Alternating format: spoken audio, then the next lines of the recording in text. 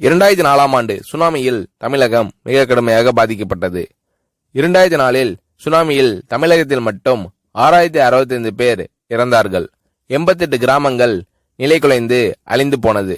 இந்த சூழ்நிலையில் அம்மா அவர்கள் எடுத்த நடவடிக்கையால் 10 கிராமங்களுக்கு ஒரு அமைச்சர், ஒரு IAS அதிகாரி, ஒரு PRO என்ற ஒரு குழுவை அமைத்து உலக வரலாற்றிலேயே இது போன்ற மீட்பு நடவடிக்கை இருந்திருக்காது என்ற அளவில் 3 நாளில் பாதிக்கப்பட்ட கிராமங்களுக்கு மின்சாரம் வழங்கப்பட்டது.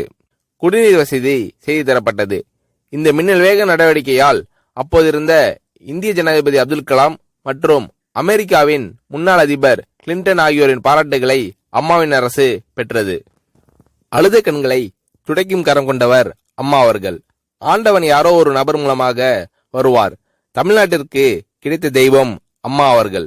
சுனாமியில் பாதிக்கப்பட்டவர்களில் 40 பேருக்கு 2 குழந்தைகளும் சுனாமியில் இறந்து விடுகிறது.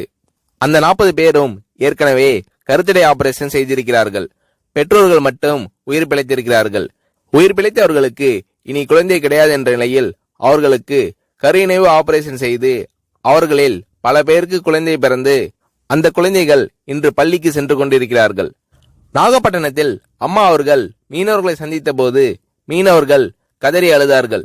அவர்களிடம் அம்மா அவர்கள், நான் இருக்கிறேன், நீங்கள் கவலைப்படாதீர்கள், இழந்து போன உயிரை தவிர மீதி அனைத்தையும் நான் உங்களுக்கு தருவேன் என்று அவர்களுக்கு தேவையான அனைத்து உதவிகளையும் செய்து தந்தார் அம்மா அவர்கள்.